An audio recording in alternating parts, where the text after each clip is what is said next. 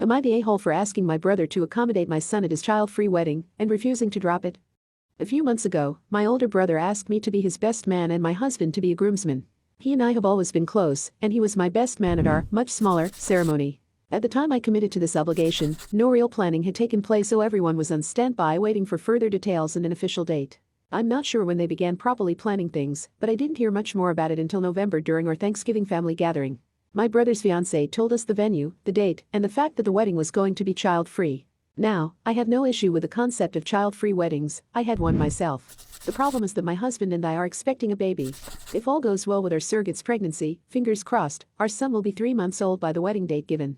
The venue they've chosen is 2.5 hours from where we live. We would likely be spending 3 days away from home. You can call me an overprotective first-time parent, but the thought of both my husband and I being away from our child for that long when he's so little scares me, and he's not even here yet. My in-laws could watch him and I trust them completely, but I know I wouldn't be able to properly enjoy the festivities if my infant is over 2 hours away from me. I pulled my brother aside later in the night and apologized profusely while explaining my worries. He said he understood and offered up a venue change, one much closer to home, or maybe making an exception for me by inviting my in-laws to the wedding. That way I could see the baby during the ceremony and feel a little less stressed. I told him either would work for me and thanked him.